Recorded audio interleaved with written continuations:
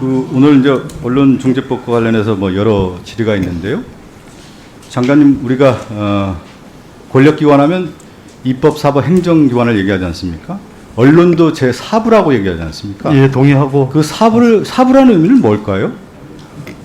역시 감시와 견제를 그렇죠? 하는 그러한 책임이 민주주의의 가장 기본 원리는 견제와 균형의 원리이고요. 저는 또 한편으로 이렇게 해석됩니다. 국가 권력기관이라는 것은 입법, 사법, 행정이라는 것은 국민에 대한 책임을 다 하라는 명령인 것이죠. 그리고 언론도 제4부라는 의미는 국민에게 최소한의 권리를 보장하는 데 역할을 하라. 그런 뜻으로 봅니다. 우리가 이제 헌법이라고 하는 가치는 우리가 헌법 1조 1항 다 알고 있지 않습니까? 모든 권력은 국민으로부터 나오는 거 아니겠습니까?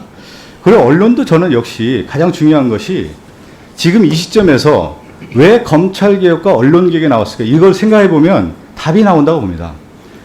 87년 민주화 체제 이후에 어느덧 우리나라의 권력기관을 상징했던 국정원이라든가 경찰이라든가 과거의 기무사라든가 이런 기관들은 개혁 작업을 해왔는데 권위주의 체제가 무너지고 민주화 체제가 등장했는데 어느 날 보니까 검찰 권력이 비대화됐더라. 그래서 수사 기소라고 하는 것을 분리를 하는 것이 국민이 바라볼 때 타당하다. 그래서 검찰 개혁이 나온 거고 언론도 좀 요즘에는 어떤 생각을 갖고 있냐면 언론이 봤을 때 견제받지 않는 것이 아닌가.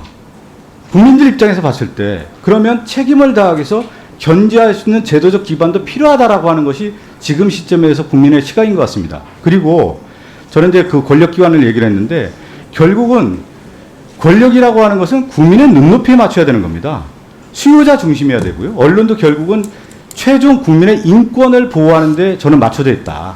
거기에 동의하시나요? 예, 동의합니다. 그러니까 국가의 모든 권력기관이 자신들의 권력을 행사하는 기관이 아니라 모든 국민의 인권을 보호하게 있는 것이죠. 우리가 통치라는 단어를 쓰고 다스림이라는 단어를 많이 쓰는데 이 통치를 국민이 다스린다는 의미가 아니에요.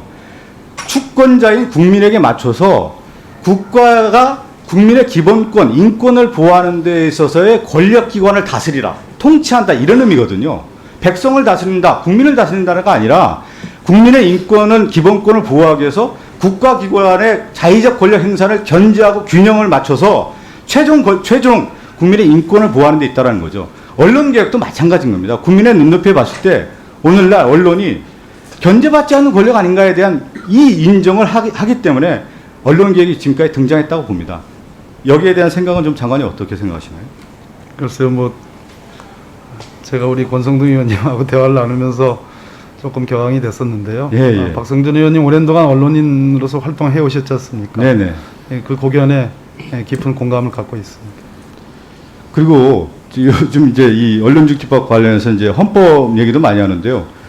헌법재판소 사무처장이 어떻습니까? 제가 이 여러 가지 설명을 드렸는데 헌법의 가장 기본적 가치는 뭡니까? 인권보호 아니겠습니까? 저는 언론중재법이라고 하는 것은 저는 취지가 어디에 있냐면 아까 국민에게 있다고 봤고 또 한편으로는 뭐냐면 가짜 뉴스에서 피해를 많이 본 분들 아니에요.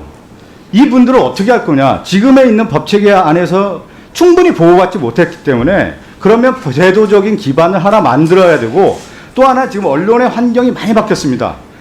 우리가 얘기하는 레거시 미디어가 아니라 디지털 미디어도 많이 등장했단 말이에요. 유튜브도 등장했어요. 근데 여기 지금 언론중재법은 여기까지 다 확대하기가 어려우니까 초석과 기초와 단초를 만들어서 추후에 언론에 의해서 피해를 받는 사람을 구제해야 하는 기본적 제도를 만들어야 된다는 것이 여기서 출발한다고 저는 생각합니다.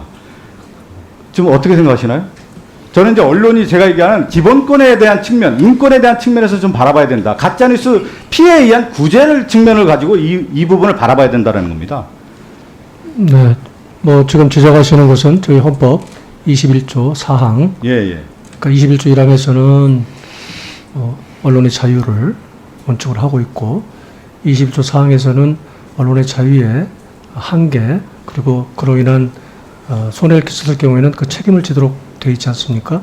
아마 21조 4항에 대해서 일반론적인 것을 말씀하셨는데요. 그 기본적인 말씀 자체는 충분히 그러니까 이게 출발은요. 우리나라 언론 환경이라는 것이 국가 권력기관에 대한 비판, 견제, 감시 기능이 충분히 보장되어 있는 나라입니다.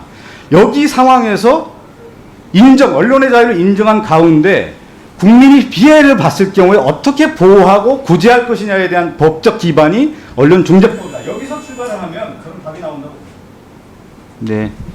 다음 조수진 의원님 질의해 주시기 바랍니다.